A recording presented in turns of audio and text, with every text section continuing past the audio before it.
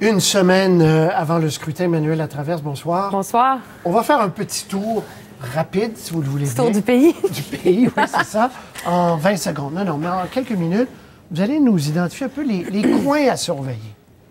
Bien, au Québec, c'est sûr que le coin premier que tout le monde va surveiller, c'est la région de Québec ici. Pourquoi? C'est par là que les conservateurs espèrent faire des gains. Le premier d'entre eux, Louis-Saint-Laurent, le comté de Girard-Deltel, mais il y en a d'autres aussi. Puis après ça, pour les conservateurs, ça se déplace. Ici, j'ai Saint-Hyacinthe, mais leur espoir premier est juste à côté. Victoriaville, Richemont-Arthabasca, le maire Alain Reyes. Ça, c'est des gros espoirs et on espère que le débat sur le niqab, etc., va finalement le donner aux conservateurs, ce qui manquait. Dans la région de Montréal, là, on est dans une dynamique complètement contraire. C'est les luttes NPD, Parti libéral sur l'île de Montréal. Mais ce qui a changé dans la campagne par rapport à si j'avais fait le même entretien avec vous il y a 2 mois, c'est l'effet Bloc québécois qui vient brouiller les cartes qui a monté et qui vient brouiller les cartes dans beaucoup de courses au Québec. Le Bloc, là où ils ont les meilleurs espoirs, je vous dirais, c'est dans la couronne sud de Montréal et dans la couronne nord ici, là. Les comtés où... Sur l'île, le chef et l'ex-chef. Oui, mais ça, c'est des comtés qu'on va surveiller pour d'autres raisons. Mais si on commence par les espoirs du Bloc québécois premier, c'est les comtés où le Parti québécois a bien fait. Ça commence surtout autour de Laurentides-Labelle, Rivière-du-Nord. Rivière-du-Nord, c'est l'équivalent du comté de Pierre-Carl-Pellado. Donc ça va être à surveiller.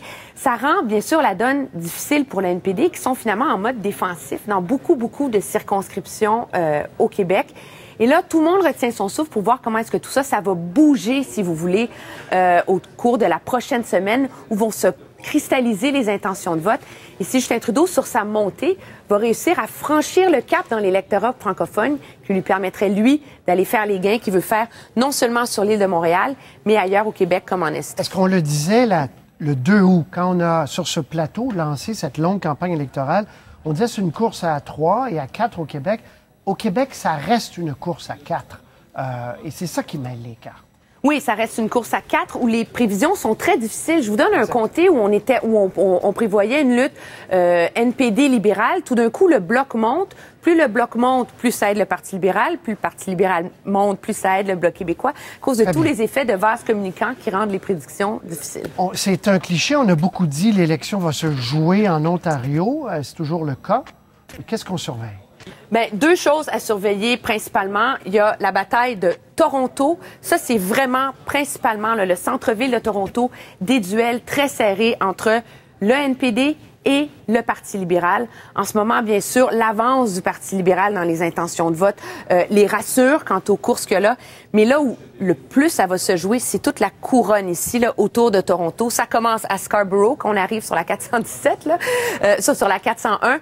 Et toute la couronne ici, Brampton, Mississauga, ça, c'est tous les comtés qui ont donné leur majorité aux conservateurs en 2011. Là-dedans, il y a une époque dans la campagne où le NPD avait des espoirs dans quelques comtés, Scarborough, Brampton. Vraiment, là-dedans, on est en ce moment dans des duels libéral, conservateurs. C'est très serré en ce moment. Même les stratèges sur le terrain veulent pas faire de prédictions. On en parlait un peu plus tôt dans l'émission. C'est ça pourquoi aussi les conservateurs sont tellement d'attaques pour essayer de freiner Justin Trudeau, parce qu'en tout, là-dedans, il y a une 50aine de comtés qui vont faire la différence.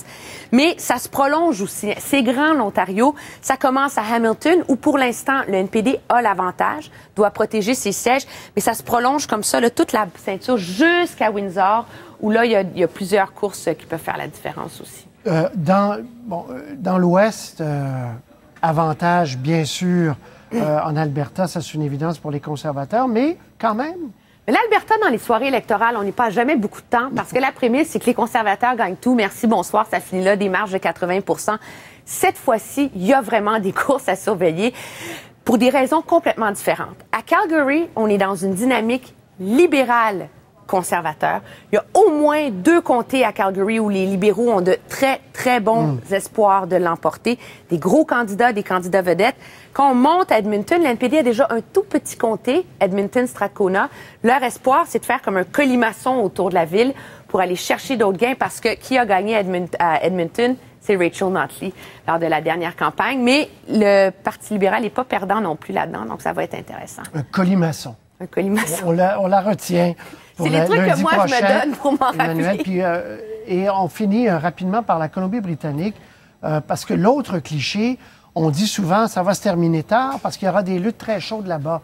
Est-ce que c'est vrai ou pas, ça? Mais ça n'a souvent pas été vrai dans les dernières années. Ça n'a jamais été vrai. Donc, je vous dis ça. Ça n'a jamais été vrai. Mais cette fois-ci, plus la course est serrée, plus ça peut être vrai. Ici, là, dans l'intérieur de la Colombie-Britannique, c'est là que le NPD espère aller faire quelques gains aux dépens des conservateurs.